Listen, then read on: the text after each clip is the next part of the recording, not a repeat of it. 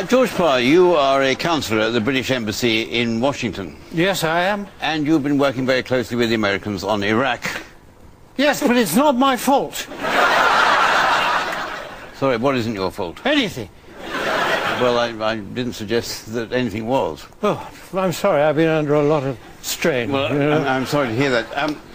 Just very recently, the former head of the American Central Bank, the Federal Reserve, Alan Greenspan, just published his memoirs in which he said, and I quote, "I am saddened that it is politically inconvenient to acknowledge what everyone knows, that the Iraq war is largely about oil." Well, I think I should point out, although it gives me no pleasure to do so, that Alan Greenspan is 81 years old. Are you saying that it's not about oil? Absolutely, absolutely. Yeah. And Tony Blair himself said in the House of Commons, yes, he said the oil revenues, which some people falsely claim we want to seize, should be put in a trust account for the Iraqi people. Yeah, this was in March 2003. Yes, just before we invaded Iraq. Yes, and in May 2003, Britain co-sponsored a resolution in the Security Council, Resolution 1483, which put Iraqi oil revenues under the control of Britain and America. Yeah, yes, but by that time, you see, there was a war on. Yes. And I mean, anything could have happened. I mean, Saddam Hussein could have run off with the oil. Well, I mean, that's not very likely. It's in the ground, isn't it? Well, so was Saddam Hussein. Well, yeah. Well, in any case, there is going to be a new law in Iraq which will be ratified by the Iraqi parliament, which just sets out exactly what is going to happen to the Iraqi oil. Yes, and who has written this law? The Americans? Yes. Well, they know a lot about oil. I mean, they use more of it than anyone else in the world. Yes, and who has seen the drafts? Well, the people that matter. The people that matter have seen the draft are the American government, the World Bank, and, of course, the major oil companies. Yes. Not, the Iraqis? Sorry? The Iraqis. Have they seen it? The Iraqis. Oh, yeah. Yes. Yes, well, they're going to have to ratify it, you see, so they will see it at some point. Yes. I see. And it's a wonderful thing, because it gives no fewer than 17 of the known oil fields in Iraq to the Iraqi National Oil Company. Really? 17? And yes. How many oil fields are there? 80. 80.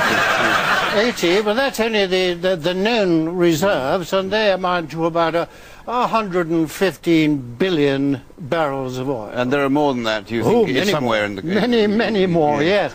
It's thought there to be around 220 to 300 billion barrels of oil. And worth how much?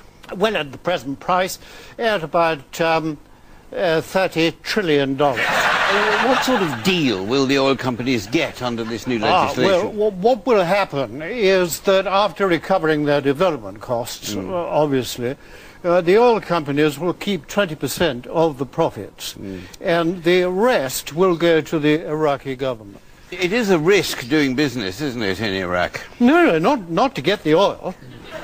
Well, not at all, you see, because all the fields have been mapped, and there are no exploration costs, and the oil is just beneath the surface of the sand, so all you have to do is pump it out. Yes. Although I suppose they have to work with the Iraqi government. Yes. And in some ways, they might have preferred, in the best of all possible worlds, an Iraqi government that was strong. Strong, yes. Would they not prefer that? No.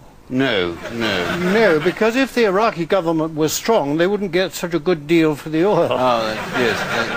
That's and if it was very strong, the Iraqis might say, we'll nationalize the oil, and we'll look after it, and you must go away. Go away, yes.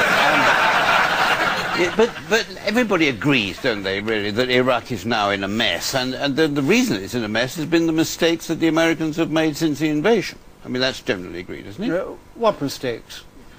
Well, I mean, I don't know, disbanding the Iraqi army, firing the civil service, alienating the population, the surge which inflamed the violence. Millions of middle-class Iraqis have left the country. Yes, but by leaving the country, you see, the oil industry can't be run by that middle class. No. So it'll have to be run by the Americans. Yes. And also the violence justifies the Americans in building their bases. Sorry, what bases? Oh, they're building 5 permanent military bases in Iraq. Each will take about 20,000 troops. And the one that's already built, Balad, has next to Heathrow the busiest runway in the world. You're not saying that all this, despite, or even including the hundreds of thousands of Iraqi deaths and thousands of American and British casualties, this is all part of an American plan? Well, I mean, what has happened is the situation is an excuse for the Americans to have their troops there. So the mess, which we think of as a mess, isn't really a mess at all. Well, if you call a mess sitting on a quarter of the world's oil and getting it cheaply for the next 30 years, I imagine it's a mess they're very happy to be in. Yeah. You know, so this can mean only one thing. Only one thing. It means that George Bush is a genius. Yes.